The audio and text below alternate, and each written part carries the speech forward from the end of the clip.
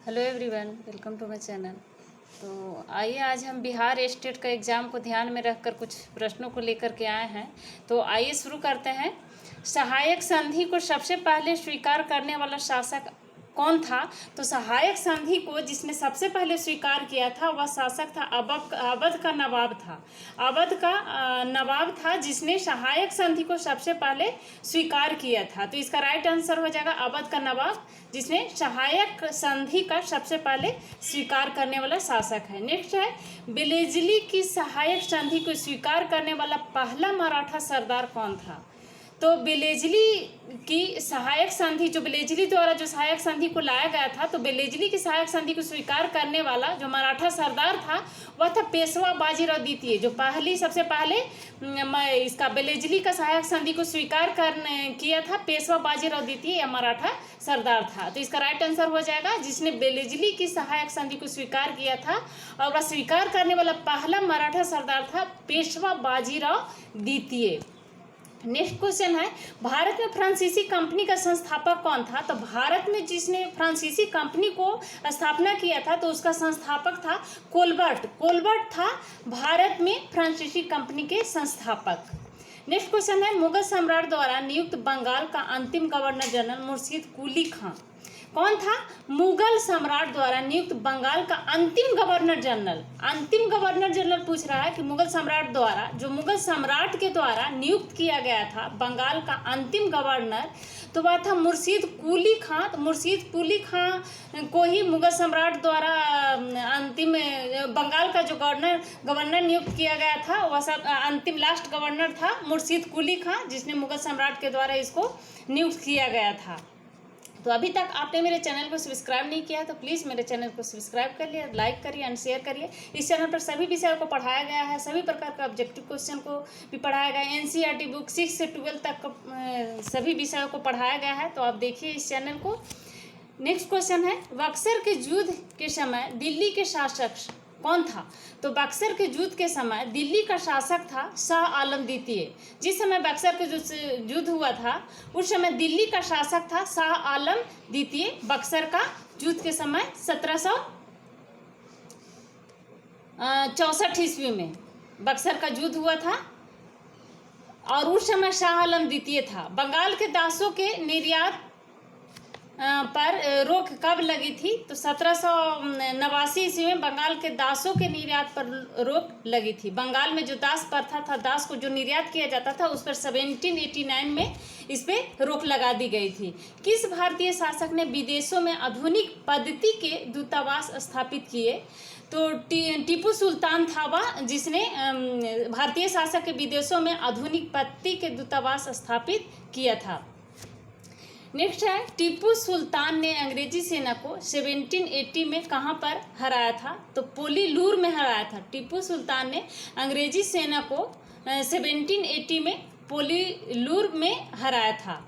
Next है, मंगल पांडे की infantry का सिपाही था। मंगल पांडे किस इन्फेंट्री का सिपाही था? तो मंगल पांडे 24वीं बंगाल नेटिव इन्फेंट्री का सिपाही था, जिसने 1857 ईस्वी के विद्रोह का पहला जो वह विद्रोह छेड़ने वाला व्यक्ति था मंगल पांडे, जिसको फांसी की सजा अंग्रेजों द्वारा दे दी गई थी।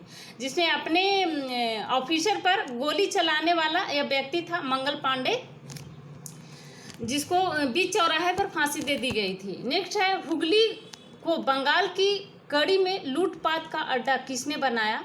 तो पुर्तगालियों ने हुगली को बंगाल की कड़ी में लूटपाट का अड्डा बनाया था, पुर्तगाली। जॉब चार्नक को कलकत्ता की स्थापना कब की? जॉब चार्नक ने कलकत्ता की स्थापना कब की थी? तो 1690 में जॉब चार्नक ने कलकत्ता की स्थापना की थी। तो कलकत्ता की स्थापना करने का श्रेय जॉब चार्नक को जाता है, जिसने 1690 में इसको कलकत्ता शहर की स्थापना की थी। पूर्वी भारत में अंग्रेजी कंपनी का पहला कारखाना कहाँ था? तो पूर्वी भारत में अंग्रेजी कंपनी का पहला कारखाना उड़ीसा में खोला गया था, पूर्वी भारत में। फोर्ट विलियम का निर्माण किसने कराया? तो डचों द्वारा फोर्ट विलियम का निर्माण करवाया गया था। डचों ने फोर्ट विलियम का निर्माण किया था। सबसे पहले भारत आने वाला पुर्तगाल था, तो डच यहाँ फोर्ट विलियम का निर्माण करवाया था। भारत में अंग्रेजों का प्रथम अस्थायी कारखाना, भारत में अंग्रेजों द्वारा जो प्रथम अस्थायी कारखाना खोला गया था वह मसूलीपट्टनम में 1611 में खोला गया था। मसूलीपट्टनम में अंग्रेजों द्वारा प्रथम कारखाना भारत में, और यह अस्थायी कारखाना था, बहुत दिन तक यहाँ पर नहीं रहा था। तो ये अस्थायी कारखाना भारत में जो अंग्रेजों द्वारा खोला गया था 1611 में मसूलीपट्टनम में। भारत में अंग्रेजों का प्रथम अस्थायी कारखाना सूरत में जो 1613 ईस्वी में, 1611 में जो कारखाना खोला गया था मसूलीपट्टनम में, यहाँ पर नहीं रहा। और फिर बाद में 1613 ईस्वी में अंग्रेजों द्वारा कारखाना खोला गया सूरत में, और यह अस्थायी कारखाना था। सूरत में व्यापार की अनुमति पाने वाला प्रथम अंग्रेज कौन था? तो कप्तान मिडल्टन था सूरत में व्यापार की अनुमति पाने वाला प्रथम अंग्रेज। नेक्स्ट है, भारत में पुर्तगाली शक्ति का वास्तविक संस्थापक कौन था? तो भारत में पुर्तगाली शक्ति का वास्तविक संस्थापक था अल्बुकर्क। भारत में अगर पुर्तगाली का जो संस्थापक था वह था अल्मेड़ा, लेकिन वास्तविक संस्थापक यहाँ पे पूछ रहा है तो अल्बुकर्क है। और भारत का पहला गवर्नर तो अल्मेड़ा था, लेकिन ये वास्तविक संस्थापक था, लेकिन वास्तविक संस्थापक अगर पूछा था तो अल्बुकर्क है पुर्तगाली शक्ति का वास्तविक संस्थापक। नेक्स्ट है, युगांतर की पार्टी का नेतृत्व किसने किया? युगांतर पार्टी का नेतृत्व, तो युगांतर पार्टी का नेतृत्व जतीन्द्र नाथ मुखर्जी के द्वारा किया गया था। जतीन्द्र नाथ मुखर्जी ने युगांतर पार्टी का नेतृत्व किया था। नेक्स्ट है, राष्ट्रपति भवन में रहने वाले व्यक्ति कौन थे? तो viceroy Lord Irwin Rashtrapati Bhavan में रहने वाले व्यक्ति थे। अंग्रेजी साम्राज्य की नींव किस युद्ध में पड़ी है? तो प्लासी के युद्ध के बाद 1757 ईस्वी में प्लासी का युद्ध हुआ था। तो उसी समय अंग्रेजी सरकार का नींव पड़ा था। जब प्लासी का युद्ध में हार होता है, अंग्रेजों का जीत होता है, तो अंग्रेजी साम्राज्य की नींव पड़ती है। और जब बक्सर का युद्ध होता है तो पूरी तरह से अंग्रेज जो है उसमें विजय प्राप्त करते हैं, और उनका पूरी तरह से भारत पे पकड़ हो जाता है, और उनका फिर शासन चलना शुरू हो जाता है अंग्रेजों का। बक्सर के युद्ध के बाद प्लासी के युद्ध में नींव पड़ता है, और बक्सर के युद्ध के बाद उनको पूरी तरह से अपना साम्राज्य स्थापित कर लेता है अंग्रेज। रंजीत सिंह के उत्तराधिकारी कौन हुए? तो खड़क सिंह थे रंजीत सिंह के उत्तराधिकारी, खड़क सिंह। वास्तविक रूप से ब्रिटिश प्रभुसत्ता किस युद्ध के बाद स्थापित हुई थी? तो वास्तविक रूप से ब्रिटिश प्रभुसत्ता जो था बक्सर युद्ध के बाद, प्लासी के युद्ध में 1757 ईस्वी जब प्लासी का युद्ध हुआ था उस समय नींव पड़ी थी। और वास्तविक रूप से ब्रिटिश प्रभुसत्ता की जो युद्ध हुए थे, ब्रिटिश का जो प्रभुसत्ता का जो पकड़ था वो बक्सर के युद्ध के बाद हुआ था वास्तविक रूप से। नेक्स्ट है, 1509 ईस्वी में अल्मेड़ा ने किस क्षेत्र पर अधिकार किया? तो द्वीप क्षेत्र पर 1509 ईस्वी में अल्मेड़ा द्वारा, पुर्तगाली गवर्नर था, तो इसने द्वीप क्षेत्र पर अपना अधिकार किया था 1509 ईस्वी में। 1510 में बीजापुर के शासक यूसुफ आदिल शाह से गोवा किसने छीना था? तो यूसुफ आदिल शाह से गोवा 1510 ईस्वी में अल्फांसो द अल्बुकर्क ने, जिसने पुर्तगाली साम्राज्य का भारत में इसने वास्तविक संस्थापक इसको कहा जाता है अल्बुकर्क को। तो इसी ने अल्फांसो द अल्बुकर्क ने 1510 ईस्वी में बीजापुर के शासक यूसुफ आदिल शाह से गोवा को छीन लिया था। नेक्स्ट है, पुर्तगालियों को भारतीय महिलाओं से विवाह के लिए किसने प्रोत्साहित किया? था अल्बुकर्क ने ही, जो वास्तविक संस्थापक था पुर्तगालियों का, उसी ने ही महिलाओं से विवाह के लिए प्रोत्साहित किया था, भारतीय महिलाओं से विवाह के लिए। नेक्स्ट है, भारतवर्ष का सर्वप्रथम किसान आंदोलन कौन सा आंदोलन था जो सबसे पहले हुआ था? तो बिजौलिया आंदोलन था जो सबसे पहला था किसान आंदोलन भारतवर्ष का।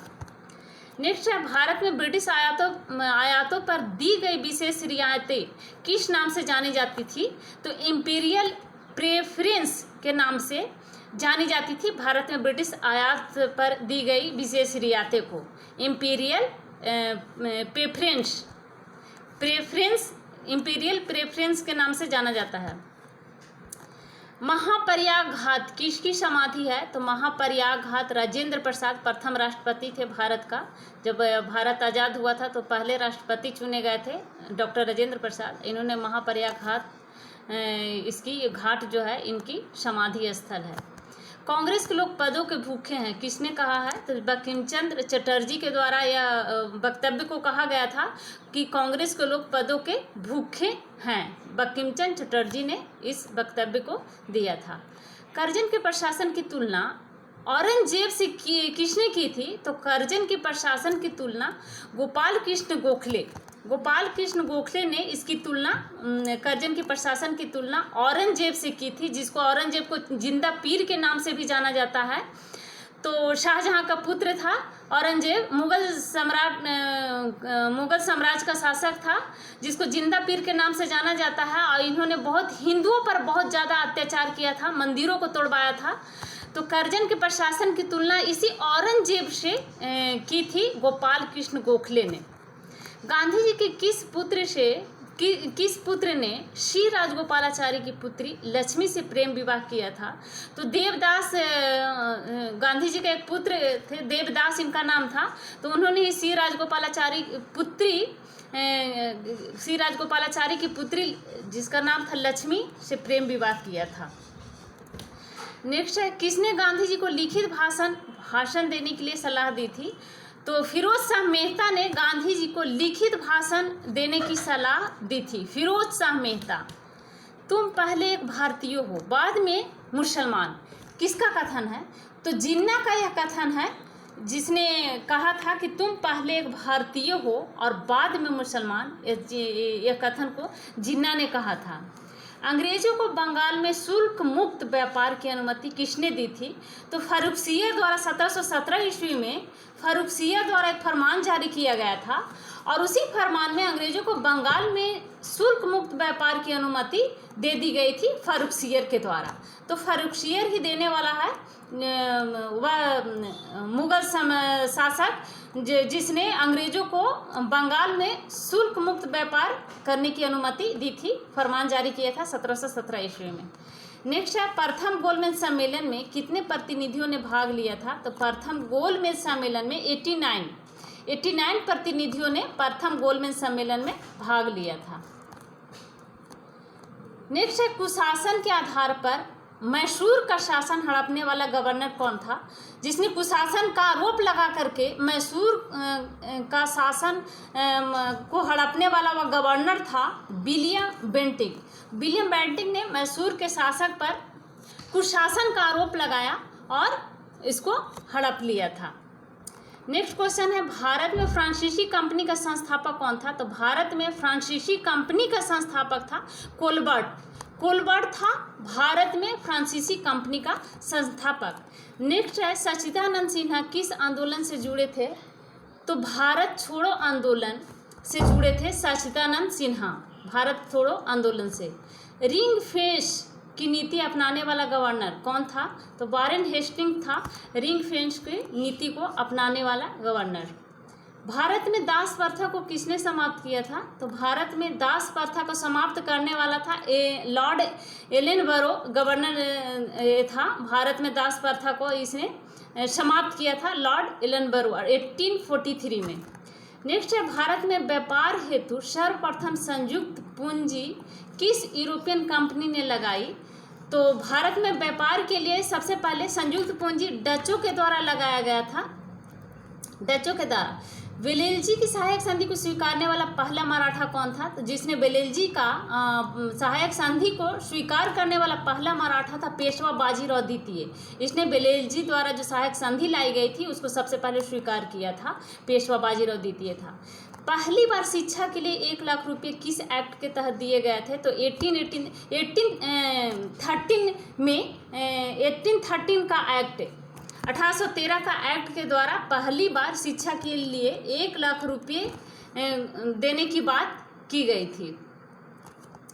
19वीं शताब्दी के उत्तरार्ध में नव हिंदूवाद के सर्वश्रेष्ठ प्रतिनिधि कौन थे? तो स्वामी विवेकानंद थे। 19वीं शताब्दी के उत्तरार्ध में नव हिंदूवाद के सर्वश्रेष्ठ प्रतिनिधि। नेक्स्ट है रामकृष्ण मिशन की स्थापना कब हुई थी? तो 1897 में रामकृष्ण मिशन की स्थापना की गई थी विवेकानंद के द्वारा। वो अपने गुरु के नाम पर रामकृष्ण मिशन की स्थापना की थे। विवेकानंद के गुरु थे रामकृष्ण मिशन, और रामकृष्ण मिशन की स्थापना हुई थी 1897 में। महाराष्ट्र में विधवा पुनर्विवाह हेतु अभियान किसने चलाया था? तो विष्णु परशुराम पंडित के द्वारा महाराष्ट्र में विधवा पुनर्विवाह को चलाया गया था, अभियान को चलाया गया था विष्णु परशुराम पंडित। नेक्स्ट है, यदि भगवान अस्पृश्यता को सहन करते हैं तो मैं उन्हें कभी भगवान नहीं मानूंगा। यहाँ मैं होगा, तो मैं उन्हें कभी भगवान नहीं मानूंगा। यह किसका कथन है? तो बाल गंगाधर तिलक का कथन है कि यदि भगवान अस्पृश्यता को सहन करते हैं तो उनका कहना था बाल गंगाधर तिलक का कि मैं उन्हें कभी भी भगवान नहीं मानूंगा, कभी भगवान नहीं मानूंगा यदि भगवान अस्पृश्यता को सहन करते हैं। यह कथन बाल गंगाधर तिलक का था।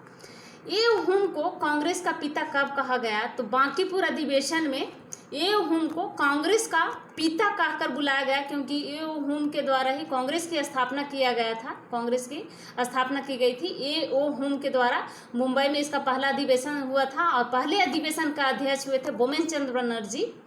इसके पहले अधिवेशन का अध्यक्ष थे। 1885 ईस्वी में कांग्रेस की स्थापना हुई थी ए हुम के द्वारा, इसीलिए ए हुम को पिता कहा गया था बांकीपुर अधिवेशन में। नेक्स्ट है, अंग्रेजों व फ्रांसीसी के मध्य वांडीवास का युद्ध कब हुआ था? तो 1760 ईस्वी में, और यह बहुत ही निर्णायक युद्ध था। अंग्रेजों व फ्रांसीसी के मध्य वांडीवास का युद्ध हुआ था 1760 में। नेक्स्ट है, कलकत्ता नगर की नींव किसने डाली? तो जॉब चार्नक ने कलकत्ता नगर की नींव डाली थी। जॉब चार्नक द्वारा कलकत्ता नगर की नींव को डाला गया था, कलकत्ता शहर को बसाया गया था जॉब चार्नक के द्वारा। दिल्ली में स्वदेशी आंदोलन का नेतृत्व किसने किया? तो शहीद हैदर रजा द्वारा रजा ने दिल्ली में स्वदेशी आंदोलन का नेतृत्व किया था, शहीद हैदर रजा। मैग्सेसे अवार्ड पाने वाला प्रथम भारतीय कौन थे? तो विनोबा भावे थे, जिन्होंने मैग्सेसे अवार्ड को पाया था। वो प्रथम भारतीय थे, विनोबा भावे। मैग्सेसे अवार्ड पाने वाले प्रथम भारतीय व्यक्ति थे विनोबा भावे। नेक्स्ट है, हम चाहे या ना चाहे हमार भाग्य फ्रांस पर निर्भर है। किसका कथन है? तो काबूर का कथन है। काबूर ने कहा था कि हम चाहें या ना चाहें हमारा भाग्य जो है वो फ्रांस पर निर्भर है। तो उसी का कथन है कि हम चाहे या ना चाहें हमारा भाग्य फ्रांस पर निर्भर है। नेक्स्ट है, कॉर्नवालिस का अस्थायी बंदोबस्त कब लागू हुआ था? तो 1793 में कॉर्नवालिस द्वारा अस्थायी बंदोबस्त को लाया गया था 1793 में। बहुत ही महत्वपूर्ण पॉइंट है, कॉर्नवालिस के द्वारा अस्थायी बंदोबस्त को लागू किया गया था 1793 में। नेक्स्ट है, भोपाल गैस कांड कब हुआ था? तो 2 से 3 दिसंबर 1984 में 1984 ईस्वी में भोपाल गैस कांड हुआ था, जिसमें गैस का रिसाव हो जाने के कारण बहुत लोगों की जान चली गई थी। तो भोपाल गैस कांड 2 से 3 दिसंबर 1984 ईस्वी में हुआ था। नेक्स्ट है, हमारे साथ नहीं है और हमारे साथ नहीं है वह हमारे विरुद्ध है। किसका कथन है? तो हिटलर का कथन है कि हमारे साथ नहीं है वह हमारे विरुद्ध है। यानी हिटलर का कथन था कि जो हमारे साथ नहीं है वह हमारे विरुद्ध है, हमारे विरोधी हैं। नेक्स्ट है, लंदन में इंडिया हाउस की स्थापना किसने की? तो श्याम जी कृष्ण वर्मा ने लंदन में इंडिया हाउस की स्थापना की थी, श्याम जी कृष्ण वर्मा। नेक्स्ट है, किसानों द्वारा प्रतापगढ़ जिले में चलाया गया आंदोलन कौन सा आंदोलन था? तो नाई धोबी बंद आंदोलन था। यह आंदोलन किसानों के द्वारा चलाया गया था प्रतापगढ़ जिले में। नेक्स्ट है, यंग बंगाल आंदोलन का प्रवर्तक कौन था? तो हेनरी विवियन डेरोजियो था यंग बंगाल आंदोलन का प्रवर्तक, Henry Vivian Derozio. Next question है, वाराणसी से प्रथम संस्कृत विश्वविद्यालय की स्थापना किसके द्वारा की गई थी? तो वाराणसी में प्रथम संस्कृत विश्वविद्यालय की स्थापना जोनाथन डंकन के द्वारा की गई थी। वाराणसी में प्रथम विश्वविद्यालय की स्थापना जोनाथन डंकन। भारत में सती प्रथा पर प्रतिबंध कब लगाया गया? तो 1829 ईस्वी में राजा राम मोहन राय की सहायता से ये सती प्रथा पर प्रतिबंध लगाया गया 1829 ईस्वी में। किसने एव ह्यूम को कांग्रेस का पिता कहा? तो गांधी जी ने एव ह्यूम को कांग्रेस का पिता कहा था, क्योंकि एव ह्यूम के द्वारा कांग्रेस की स्थापना की गई थी 1885 में, और इसकी प्रथम अधिवेशन हुआ था मुंबई में, और इसके प्रथम अध्यक्ष थे WC बनर्जी, और दूसरा अधिवेशन कलकत्ता में हुआ था, जिसके अध्यक्ष थे दादा भाई नौरोजी, जिसको ग्रैंड ओल्ड मैन के नाम से भी जाना जाता है। वर्नाक्यूलर एक्ट किसने पारित किया? तो लॉर्ड लिटन ने वर्नाकुलर एक्ट को पारित किया था, लॉर्ड लिटन। समाचार पत्रों से प्रतिबंध हटाने का श्रेय किसको जाता है? तो समाचार पत्र पर जो प्रतिबंध लगाए गए थे वह जो प्रतिबंध हटाया था चार्ल्स मेटकाफ। तो समाचार पत्रों पर प्रतिबंध हटाने का श्रेय चार्ल्स मेटकाफ को जाता है। नेक्स्ट पॉइंट है, किसने काशी को एथेंस ऑफ इंडिया कहा? तो वर्नियर ने काशी को एथेंस ऑफ इंडिया कहा था। अखिल भारतीय किसान सभा का पहला आंदोलन कहाँ हुआ था? तो लखनऊ में अखिल भारतीय किसान सभा का पहला आंदोलन हुआ था, लखनऊ में। नेक्स्ट पॉइंट है, साइमन कमीशन कब भारत आया था? तो 3 फरवरी 1928 में साइमन कमीशन भारत आया था। यह कमीशन 1927 में बना था, साइमन कमीशन, और मुंबई में भारत में 3 फरवरी 1928 को आया था। और इस कमीशन के विरोध में लाला लाजपत राय पर लाठीचार्ज से उनकी मृत्यु हो जाती है, बुरी तरह से घायल हो जाते हैं लाला लाजपत राय साइमन कमीशन के विरोध के कारण। इसका विरोध हुआ था कि इसमें कोई भी भारतीय नहीं था, जिसमें जितने भी साइमन कमीशन में मेंबर थे सारे, उसमें से एक भी भारतीय नहीं थे। इसी कारण इसका विरोध किया, और इसी विरोध के कारण लाठीचार्ज में बुरी तरह घायल होने के कारण लाला लाजपत राय की मृत्यु हो जाती है। तो साइमन कमीशन भारत आया था 3 फरवरी 1928 ईस्वी में। नेक्स्ट क्वेश्चन है, 1872 में नेटिव मैरिज एक्ट पारित कराने में प्रमुख भूमिका किसकी थी? तो 1872 में नेटिव मैरिज एक्ट पारित कराने में प्रमुख भूमिका थी केशव चंद्र सेन की। नेक्स्ट पॉइंट है, किसने भारत का विभाजन को एक विश्वासघातपूर्ण कार्य कहा था? तो अब्दुल गफ्फार खान ने, जिसको सीमांत गांधी के नाम से जाना जाता है, तो इन्होंने ही विश्वासघातपूर्ण कार्य कहा था भारत विभाजन को। सीमांत गांधी कहा था अब्दुल गफ्फार खान, इनका सीमांत गांधी के नाम से भी इनको जाना जाता है। किसने एव ह्यूम को सहृदय व्यक्ति कहा? तो तिलक ने एव ह्यूम को सहृदय व्यक्ति कहा था, तिलक, बाल गंगाधर तिलक ने। सर्वप्रथम तिरंगा फहराने का श्रेय किसको जाता है? तो मैडम भिकाजी कामा को विदेश में तिरंगा फहराने का श्रेय जाता है। मैडम भिकाजी कामा ने विदेशों में सर्वप्रथम तिरंगा फहराने का काम किया था, तिरंगा फहराया था मैडम भिकाजी कामा। नेक्स्ट पॉइंट है, जब तक महिलाओं पर अत्याचार चलता रहेगा तब तक भारतीय पुरुषों को यह अधिकार नहीं कि वे भारत के शासन का प्रबंध अपने हाथों में ले। ये किसने कहा था? तो वेब मिलर द्वारा यह कहा गया था। वेब मिलर ने कहा था कि जब तक महिलाओं पर अत्याचार चलता रहेगा तब तक भारतीय पुरुषों को यह अधिकार नहीं कि वे भारत के शासन का प्रबंध अपने हाथों में ले, और यह मिलर के द्वारा कहा गया था इस वक्तव्य को। नेक्स्ट पॉइंट है, दिल्ली में किसके राजकीय प्रवेश के समय बम फेंका गया था? तो लॉर्ड हार्डिंग के जब राजकीय प्रवेश हो रहा था दिल्ली में, तो उसी समय असेंबली में यहाँ बम फेंका गया था भगत सिंह के द्वारा। तो भगत सिंह का स्मारक किस जगह बना हुआ है? तो फिरोजपुर में भगत सिंह का स्मारक बना हुआ है। नेक्स्ट पॉइंट है, मुस्लिम लीग ने मुक्ति दिवस कब मनाया था? तो 22 दिसंबर 1939 ईस्वी को मुस्लिम लीग ने मुक्ति दिवस के रूप में मनाया था। 22 दिसंबर 1939 ईस्वी को मुस्लिम लीग के द्वारा 22 दिसंबर 1939 को मुक्ति दिवस के रूप में मनाया गया था। नेक्स्ट पॉइंट है, गोपाल कृष्ण गोखले ने कांग्रेस की किस अधिवेशन की अध्यक्षता की थी? तो 1905 का बनारस अधिवेशन में गोपाल कृष्ण गोखले अध्यक्ष चुने गए थे, और बनारस अधिवेशन की अध्यक्षता इन्होंने किया था गोपाल कृष्ण गोखले ने 1905 में। नेक्स्ट क्वेश्चन है, बापू माई मदर स्मरण किसने लिखा? संस्मरण, सॉरी, बापू माई मदर संस्मरण किसने लिखा था? तो मनुबेन ने बापू माई मदर संस्मरण लिखा था। गांधी जी के पोती थी मनुबेन, इन्होंने बापू माई मदर संस्मरण लिखा था।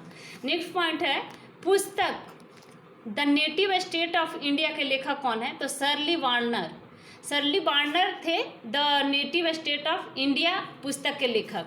नेक्स्ट पॉइंट है नमक सत्याग्रह के दौरान गांधी जी के गिरफ्तार हो जाने के बाद किसने नेतृत्व किया था? तो अब्बास तैयबजी ने नमक सत्याग्रह के दौरान गांधी जी के गिरफ्तार हो जाने के बाद इसका नेतृत्व किया था अब्बास तैयबजी। नेक्स्ट पॉइंट है जो काम 50,000 हथियारबंद सिपाही ना कर सके वह काम गांधी जी ने कर दिखाया। यह कथन किसका है? तो माउंटबेटन का यह कथन है। इन्होंने कहा था कि जो काम 50,000 हथियारबंद सिपाही ना कर सके वह काम गांधी जी ने कर दिखाया है, माउंटबेटन का कथन है। नेक्स्ट पॉइंट है पुस्तक समाजवाद ही क्यों किसने लिखी? तो जयप्रकाश नारायण द्वारा ये पुस्तक को लिखा गया था। समाजवाद ही क्यों, जयप्रकाश नारायण इस पुस्तक को लिखे थे। नेक्स्ट है विनोबा भावे पहली बार किस आंदोलन के दौरान गिरफ्तार हुए थे? तो सविनय अवज्ञा आंदोलन के दौरान विनोबा भावे को पहली बार गिरफ्तार किया गया था, सविनय अवज्ञा आंदोलन के दौरान।